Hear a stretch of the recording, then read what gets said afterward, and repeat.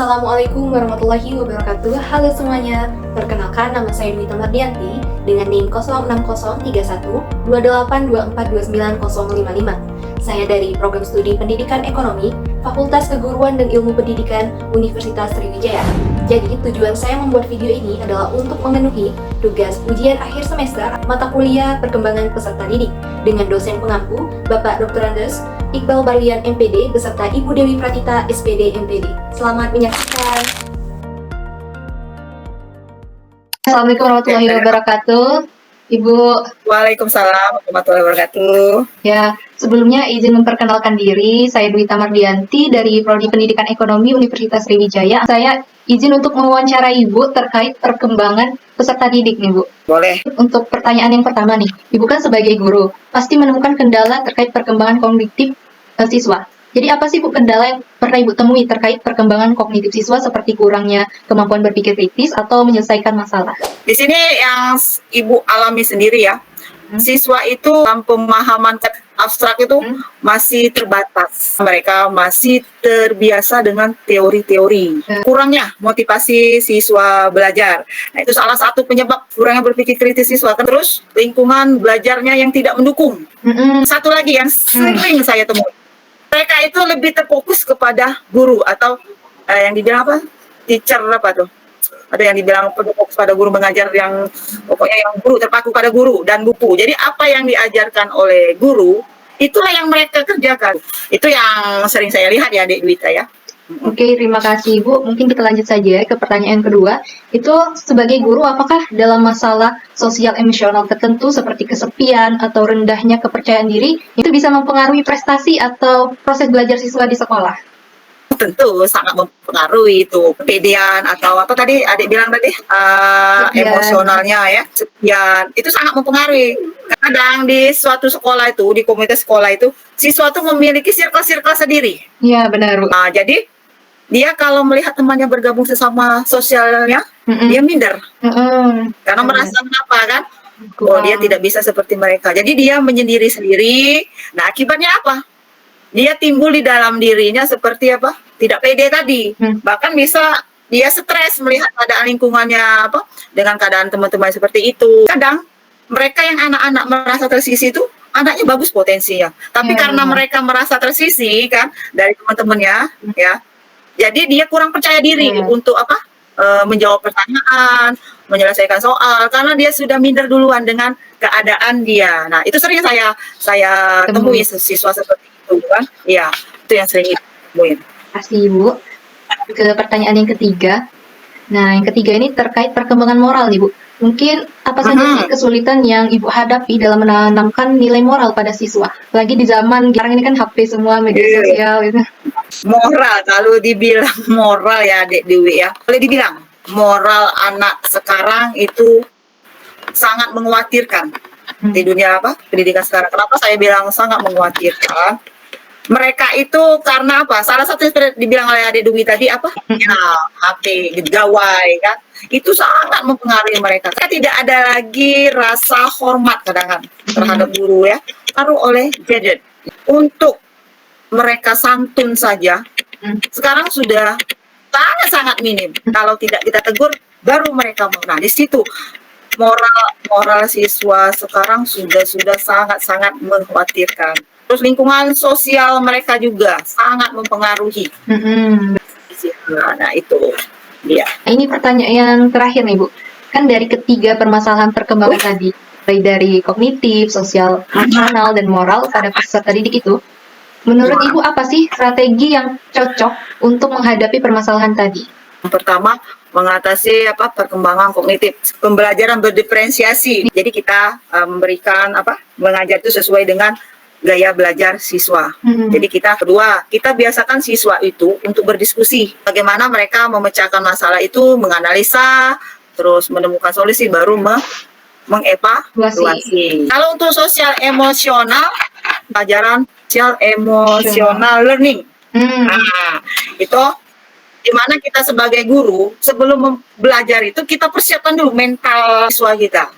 Jadi siapkan dulu mental anak itu. Mana cara bisa kita kasih ice breaking, bisa kita kasih senam otak. Itu untuk meningkatkan sosial emosional peserta didik. Jadi dia tidak langsung terkejut. Jadi mereka tuh di otaknya kita encerkan dulu, melatih emosinya. Kelasnya dipersiapkan, iklim kelasnya sudah bagus atau belum. Perkembangan moral ya Mbak Dwi. Moral itu tidak cukup di sekolah loh Mbak Dwi. Kalau ada siswa kita yang bermasalah, kita arahkan ke bimbingan konseling. Kolaborasi antara orang tua, lingkungan, dan sekolah. Jadi tidak bisa sekolah saja untuk perkembangan moral. Kalau tiga unsur itu saling mendukung, insya Allah moral siswa itu pasti baik. Jadi ada keterkaitan antara rumah, lingkungan, dan sekolah. Nah, kita harus sering-sering melakukan refleksi. Refleksi pada peserta didik. Refleksi tidak hanya dalam pelajaran, refleksi diri sendiri juga termasuk. Itu termasuk dalam kita moral siswa. Apa yang sudah aku lakukan hari ini? Oke, itu saja ya Bu pertanyaan dari saya. Terima kasih untuk Ibu sudah bersedia untuk saya wawancarai dan sebagai narasumber.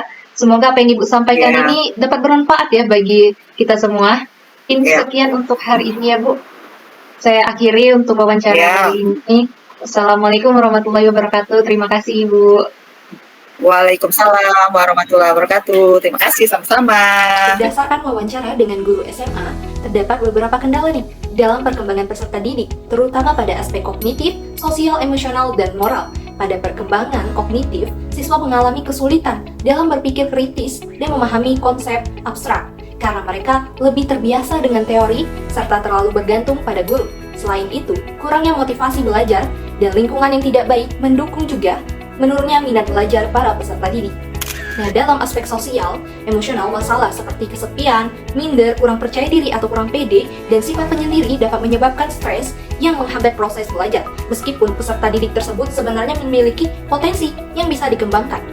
Masa remaja merupakan periode transisi di mana mereka sedang mencoba memahami jati diri, sehingga perilaku menyendiri atau nakal sebenarnya merupakan bagian dari proses tersebut, meskipun dapat mempengaruhi konsentrasi belajar. Sementara itu, perkembangan moral peserta didik saat ini cukup memprihatinkan karena dipengaruhi oleh perkembangan zaman seperti penggunaan ponsel dan media sosial, serta lingkungan sosial yang kurang baik sehingga sopan santun terhadap orang lain ataupun guru menjadi sangat minim saat ini. Perkembangan moral sangat bergantung pada lingkungan, terutama pada lingkungan keluarga seperti orang tua, saudara, dan kerabat lainnya. Sehingga jika lingkungan rumah baik, maka peserta didik cenderung memiliki moral yang baik pula dan akan dibawanya ke dalam sekolah. Nah, untuk mengatasi permasalahan-permasalahan tersebut, guru dapat menerapkan beberapa strategi. Yang pertama itu untuk meningkatkan aspek kognitif. Guru sebaiknya mengajar sesuai dengan gaya belajar siswa seperti visual, auditory, kinestetik, dan linguistik, serta membiasakan siswa untuk berdiskusi agar kemampuan berpikir kritis berkembang dengan baik. Kedua, untuk mendukung perkembangan sosial emosional peserta didik, guru dapat melakukan ice breaking sebelum pembelajaran agar suasana kelas lebih nyaman dan juga melibatkan guru bimbingan konseling untuk membantu siswa yang sedang mengalami masalah. Ketiga, nah dalam aspek moral, penanaman nilai moral harus dilakukan dari keluarga di rumah karena lingkungan keluarga sangat berpengaruh terhadap sikap siswa di sekolah. Dan siswa juga perlu melakukan refleksi diri secara rutin. Agar apa? Agar perkembangan peserta didik dapat berjalan optimal di semua aspek. Dan demikian, strategi pembelajaran yang mengacu pada teori kognitif seperti mengajar sesuai gaya belajar, serta membiasakan diskusi dan juga studi kasus dapat membantu peserta didik dalam mengembangkan kemampuan berpikir kritis dan memahami dan pemahaman konsep secara mendalam sesuai dengan prinsip teori belajar kognitif yang menekankan dan keaktifan dan proses. Peran guru dan juga orang tua itu sangat penting dalam mendukung perkembangan peserta didik secara menyeluruh. Guru harus menjadi fasilitator yang memahami gaya belajar peserta didik, menciptakan lingkungan belajar yang kondusif, serta peka terhadap kebutuhan emosional dan moral peserta didik. Sedangkan orang tua perlu membangun lingkungan keluarga yang positif, memberikan dukungan emosional, dan menjalin komunikasi baik dengan guru. Kolaborasi erat antara guru dan orang tua akan membantu peserta didik tumbuh menjadi pribadi yang cerdas, mandiri, dan berkarakter kuat di era yang penuh tantangan ini. Semua sekian video dari saya. Apa yang saya sampaikan dapat bermanfaat bagi kita semua. Mohon maaf apabila masih ada kesalahan serta kekurangan. Saya akhiri. Wassalamualaikum warahmatullahi wabarakatuh. Terima kasih.